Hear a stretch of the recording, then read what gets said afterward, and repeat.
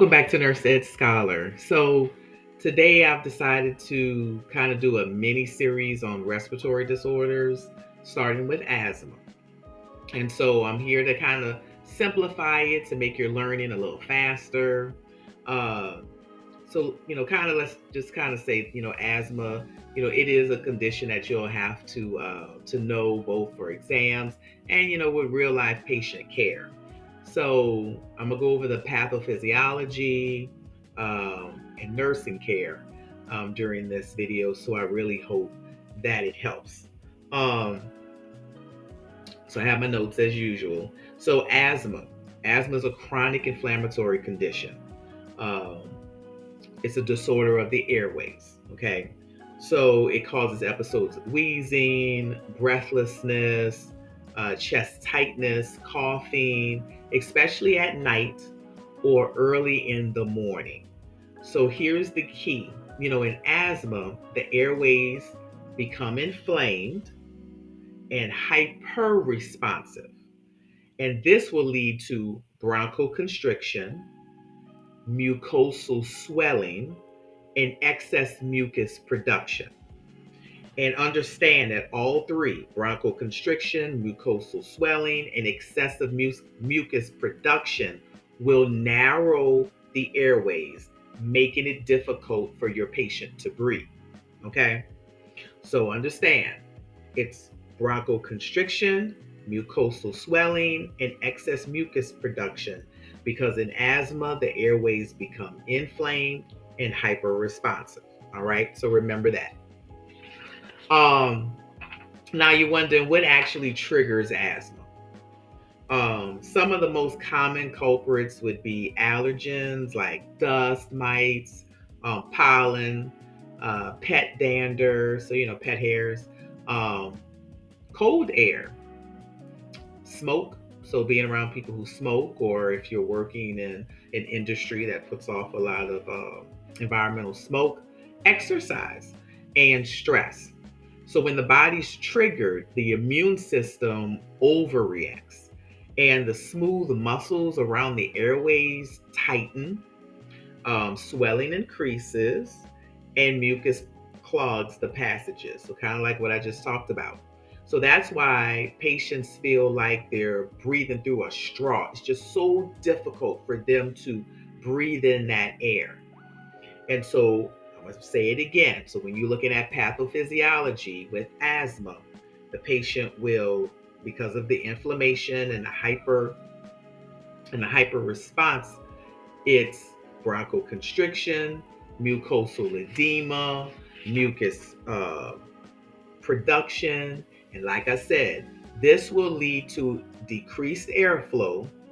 It'll cause air trapping in the lungs and impaired gas exchange.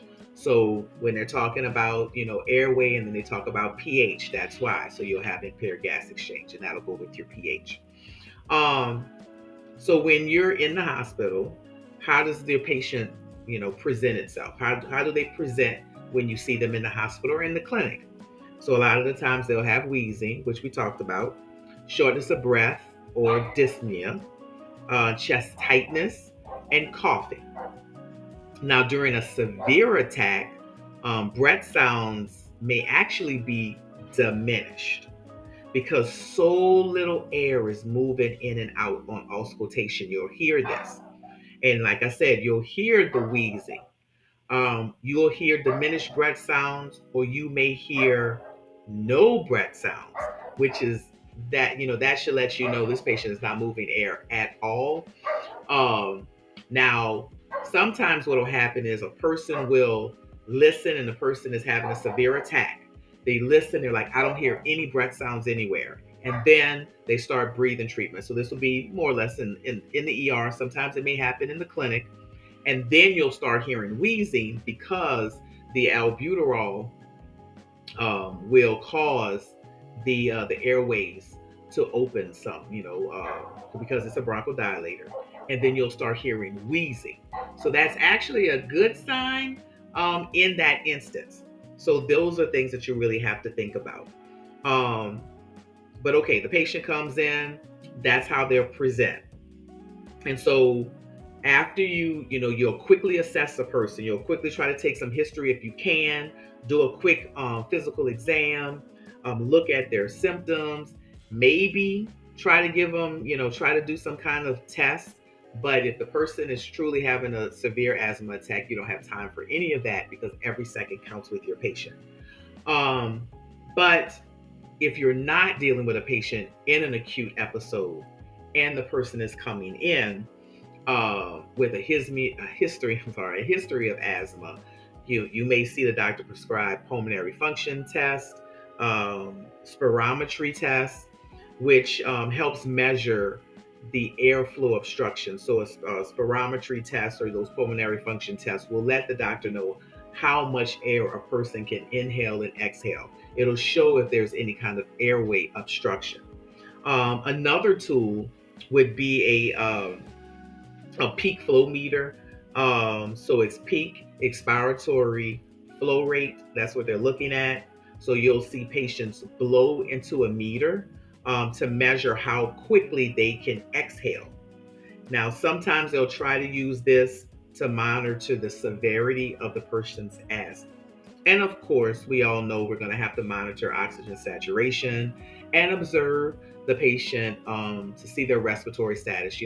How fast are they breathing? Are they in respiratory distress? So, those are the things that you will definitely be looking at on your patient. And so now we've done the history, the patient presents itself, then we've done the history, we've done the physical, we've done some interventions. So how would a patient with asthma be managed? So you may see it fall into two categories. They may receive rescue medications and then controller medications. So rescue medications would be your short-acting bronchodilators, those beta agonists like albuterol, and those would be definitely used during an asthma attack. Now, controller medications would be medications that control the person's asthma to try to reduce the amount of asthma attacks. So you'll see orders for inhaled corticosteroids like fluticasone, and it'll be used daily to try to reduce that inflammation in the person's airways in their lungs. Nursing interventions, um, you will sit the patient upright in high fowlers unless it's contraindicated. Of course, administer the medicines. You may be providing, those albuterol treatments. Of course, monitoring their breathing, making sure you're getting an oxygen status, oxygen saturation, looking at their respiratory rate, teaching patients how to use the inhaler correctly, showing them, the inhaler technique. Now, of course, that would be at the end once, their symptoms have resolved. We always think of, patient comes in, what are we teaching the patient? And then we'll make sure that we try to help them identify any triggers and how they can avoid them. So you'll be teaching trigger avoidance. And I don't know, basically that's it in a nutshell. That's a solid breakdown of asthma for nursing students. Now, how does that compare to COPD? They're both obstructive diseases, but the mechanisms are very different. So, make sure you check out the next video on COPD to see the differences side by side. And don't forget to like, subscribe, comment on which respiratory topic that may be giving you trouble in class. So I try to post every week to help you through nursing school. Thank you for watching NurseEdScholar, and I'll see you again in the next video.